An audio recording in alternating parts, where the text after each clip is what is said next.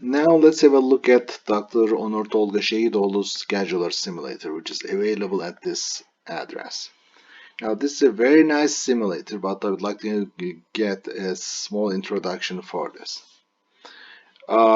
This animation implements a number of scheduling policies, which you can pick from here.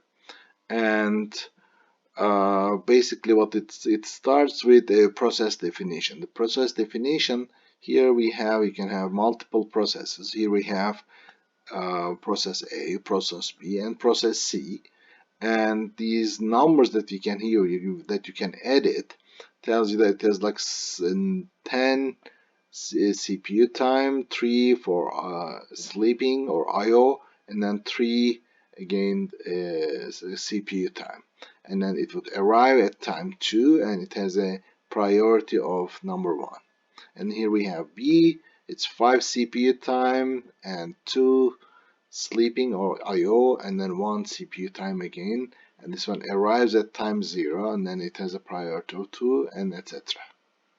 So on this basic screen, we have like on this figure, you can see which process is running at the time, and this is the sleep queue, or this is where we have, or if you wish that processes that are waiting for I/O or just sleeping. And what we do is, uh, in this particular case, we have the ready queue available here. This is the time elapsed. Here's the number of context switches. Here's the total number of ticks or time that the process as a whole has waited, and maximum wait amount. And here's the panel where you can basically let it run, or basically step forward or backward as you wish. And this is where you have the ready queue. Okay, and in this particular and then we have this time evolution uh, of the execution of the processes under this particular uh, scheduling policy animation. And this is the time axis 0 to say 13. Here we have A, B, C, and then we have these events showing up in here. We'll discuss this later. So let's have a look into the process part. So here we have our processes A, B, C, and if I had run A alone with no other processes, it would run as this. So we have 3, 1, 3. It means it's running 3 for time steps, and then it's sleeping for 1 time step, and it's coming back and it's using, and it will be terminating at here. If I were to run process B by itself, then it would run 2, 2, 1. It's basically 2, 2, 1. And if it was on the C, then it would be 2, 2, 2, and it would be 2, 2, 2. Okay? And at this particular example, all have arrived at time 0. Now let's look at our first comes, first served. This is equivalent to batch processing, and then each process effectively runs to its completion before the next one in the queue. So here we can see the evolution of this. So we only have A, B, C, and they are all in the ready queue at basically time 0. At time 0, if I look at the ready queue, in the ready queue I have A, B, and C. Okay, and in this case, from them, what we do is we pick the first one, A, and we schedule it to run on the CPU. It will run, and then it would go for I/O here, and after going for I/O, then, well, in this meantime, like since this is batch processing, nothing is waiting, and then we will run here. In this meantime, while the A is running, both B and C, they are in the waiting mode, meaning that they are in the ready queue but not being executed. Now once A is off, so once A is off of the ready queue, then we have B left. So what we do is we pick B here, and then we run this, start running it. And so what B does is it basically effectively runs this as such, and then when it ends, then we'll be left with C, and C will be running afterwards. So with this, what you can see here is if you look at the Events tab in this example, then you can see that at time 0, process A arrived. So there's this logo things at time 0, process B arrived. At time 0, process C has arrived. And then A is picked for running. It's now running on that. And then at time 3 here, process A is going to sleep for one tick, which is here. And then in this meantime, you can see that at this time 3, the CPU is idle because there's no one else left. This is the downside of batch systems.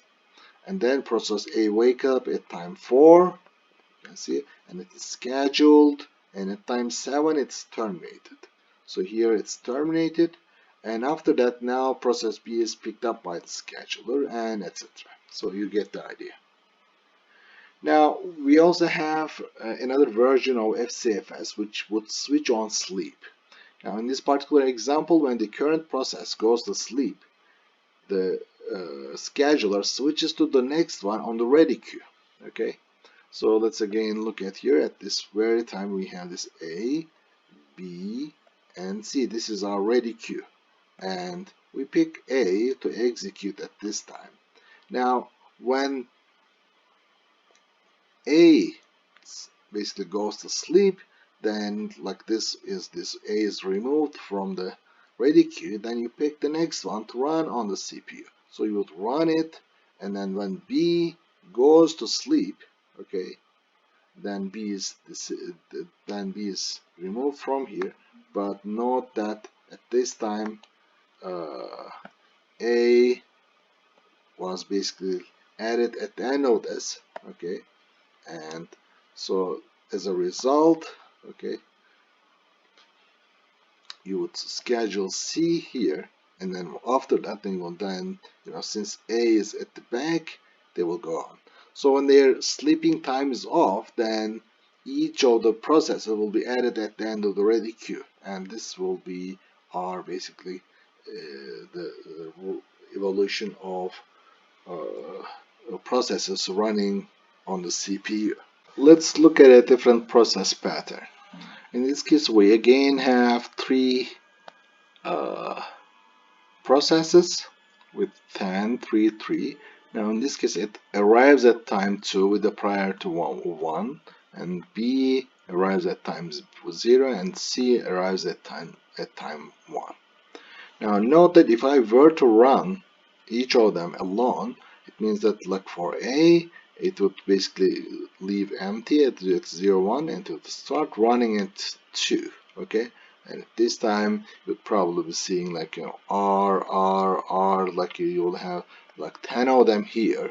And then before it goes for basically this is sleeping, so you'll have 3 sleeps. And then after that, again, you will be seeing, R, okay? In the case of B arrived at time 0, so it will go as such. So you will have basically R, and then R, and then after that it will then switch back to sleep for 2, and then one more R. And in the case of C, well, at time 0, basically it's empty, there is nothing running here, it arrives at 1, and so on. So this is the new schedule that you'll have around. So now let's see how this works in the case of round robin with 3 time quantums. Now 3 means it's the maximum CPU allocation before the timer interrupt preempts the current process.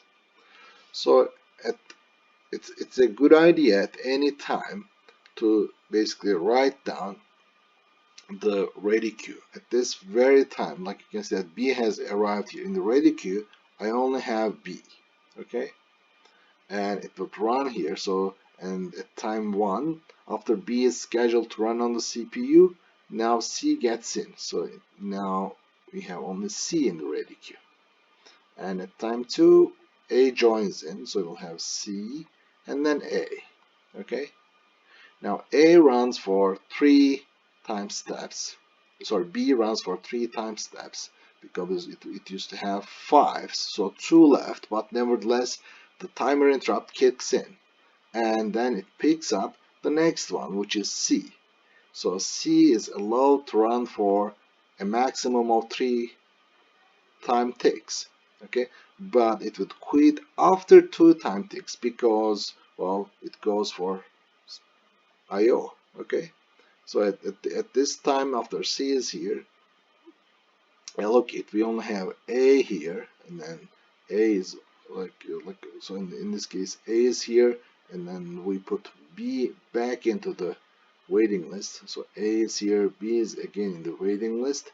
So now when C is interrupted, then A is set to run on the CPU. Okay. Now A has a CPU time of 10, so it runs for 3 time steps, and after which it will be it would get a timer interrupt. Okay. So after A running, we only have B here. Now C still is sleeping. C is still doing its IO or sleep. So we only have B here. B, B, B. Okay. When A is interrupted, now basically B is set to run. Okay. And A is now back to the ready queue. So B runs here. Okay. Now, B, initially we had run B for 3 time steps, okay, but it had to run for 5. So now it runs for the next remaining 2, and after it goes for IO for 2 time steps, which you can see in here. Now, when we switch back to when it goes for IO, at this time we have A on the radio list, and after this, A starts running here, okay, and we don't have any radio list in the meantime. Now, after B returns back from input IO, okay, it returns back to the ready queue. Now B becomes available in the radio list, and A runs for another 3 time steps. Remember, A had a CPU burst of 10, so we consumed only basically 6. And after that, we switch back to B because that was the only one, and A gets into the waiting mode, meaning that it is now in the ready queue. Okay, and after B runs for 1 time step, it terminates. Now A gets scheduled in here. So it runs and runs and runs. Since there's no one else in the ready queue, it goes beyond 3, and then it basically and then it consumes all the 10 time tick CPU bursts it consumes, and then after that it goes for a sleep of 3 time steps that you can see in here. Okay. Now you can see that here I don't have anybody in the ready queue, okay, and at this time basically C returns and it immediately starts running for 3 time steps. After 3 times, and then while in here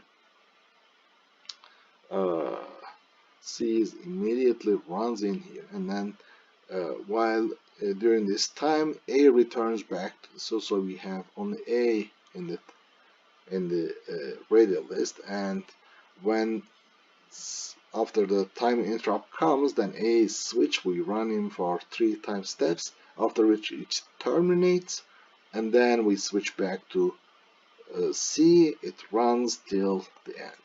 Okay, now we can note that in this particular case, the ones like the W's here, just show them. So the W's here and here and here.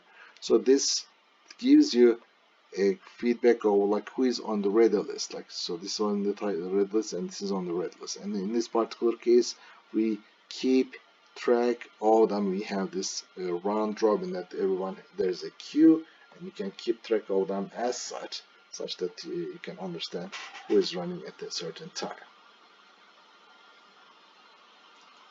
Now let's have a look at how it would run on a round robin queue with 5 time ticks allowed as the maximum CPU allocation. Okay, now it's again the same idea, except that now at this time, B was the first one to arrive, so you can see it in here. In this case, like B, it was in the ready queue, and it would immediately run. And after that, after it's running, then C joins the queue, and then here A joins the queue, and then it would continue to run for 5 time steps because B had a time allocation of 5 here. And after which it would sleep for 2 time ticks, which is here. And in here, since like we have CA here, CA, and then now C gets to run.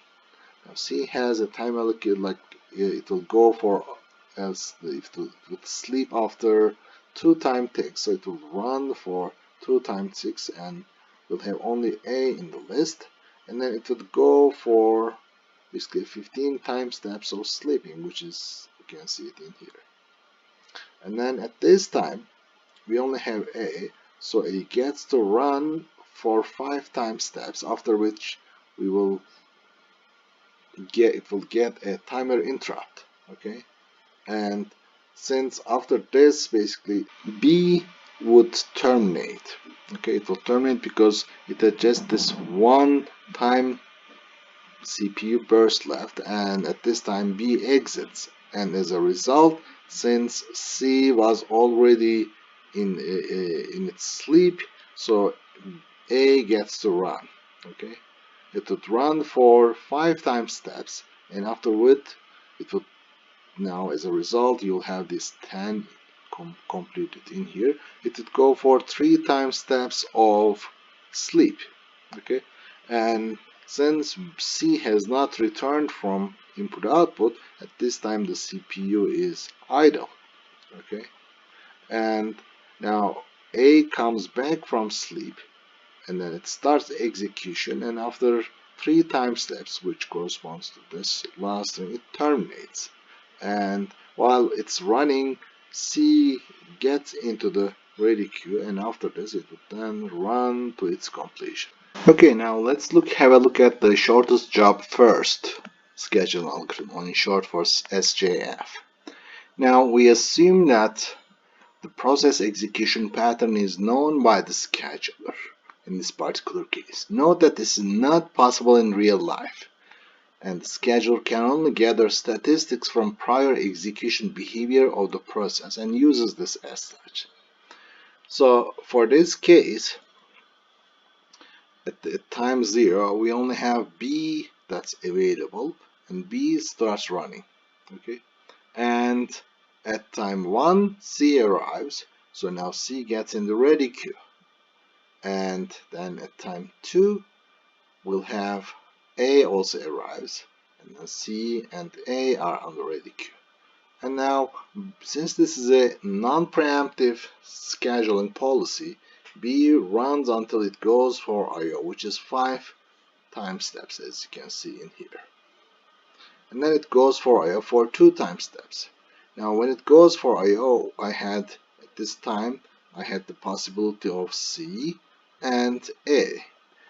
So what we do is we look at who has the shortest CPU burst. Now, C has a CPU burst of 2, okay, and A has a CPU burst of 10. So since 2 is less than 10, C gets to run on the CPU. It runs for 2 time steps because that's all I needed, and then after that it comes back.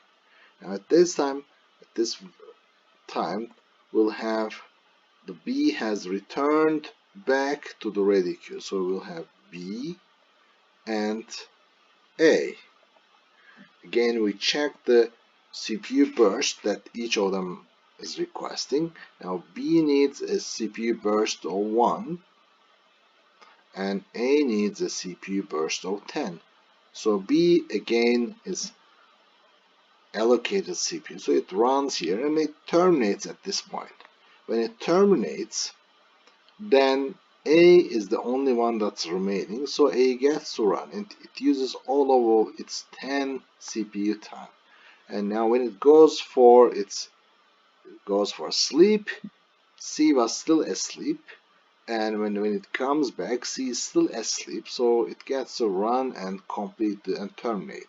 And after this is done, at this point, C gets back, but it has to wait. So here we have C in the ready queue, but since this is a non-preemptive policy, it would get stuck here and will complete when the process A completes, then C gets to run and completes its execution. Now let's have a look at shortest remaining time first, which is SRTF.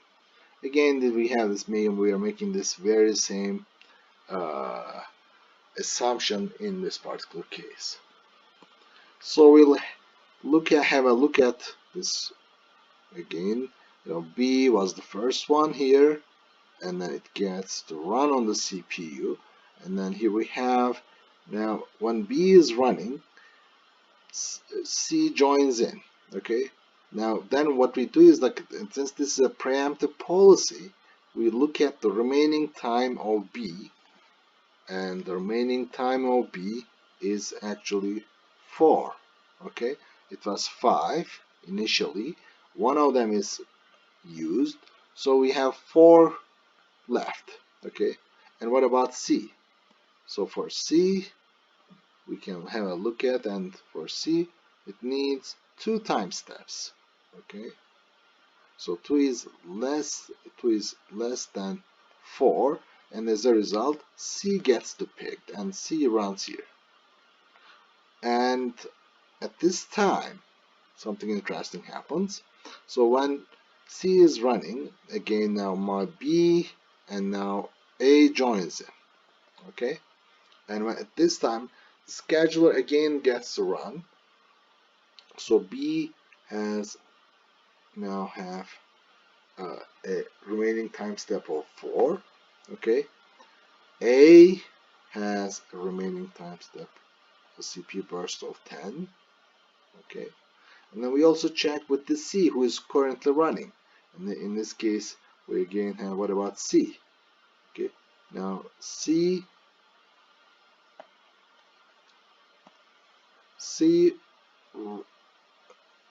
like at this very instant, okay, C had time step 1 left when A joined.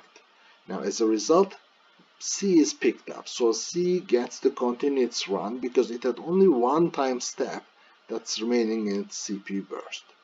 And when it ends here, when CPU goes for sleep, then within them, with A and B, now one of them is B has 4, so it has a shorter remaining time, so it gets to run for as such. Now when B goes for sleep, when it goes to sleep, then A is the only one that is left, so A gets to run here. It starts running until B gets back into the ready queue. So at this particular time, you can see that for A, which is running, it ran for 2 time steps, but we expect it to run for 10 time stops. So the remaining time that's left for A is 8. Okay, and for C, on the other hand, we know that the remaining CPU burst that we will have here will be 1. Okay, since B1 is less than 8, then we make a switch, so effectively B interrupts A and it gets to run, and when it terminates here, C is still sleeping, so now A joins in. Okay, so A joins in and it runs until it goes for IO. Okay, and at this time, well, C basically is back to the ready queue, and C had executed C had times like a CPU burst of 10. It would run here, and at this particular time, now A returns back to the ready queue. Now again, we can have a look at this particular time. So here we have A and also C. Now what's the remaining time for A? For A, the remaining time is 3. Oops. Okay. So it's the remaining time that we have here is 3. And for B, the remaining time, sorry, for C, the remaining time is 7.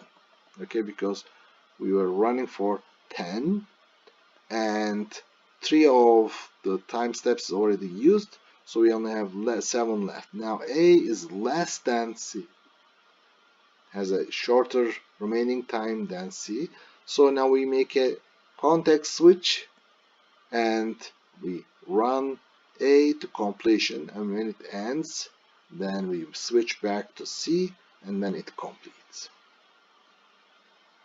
Let's have a look at the priority list.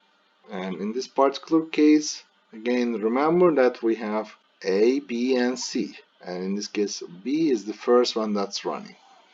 So initially, when we look at when B arrives, it's assigned to the CPU. Okay. And after this, at the next time step, C arrives. Now, C has a priority of 1. And as a result, since it will be immediately gets the CPU, and B will be basically moved into the priority queue for level 2. Okay, and when another time comes, then A arrives. A arrives. It has the same priority with C, which is priority number 1. So it gets into here, into the priority queue. Now, when we move on, like in this particular case,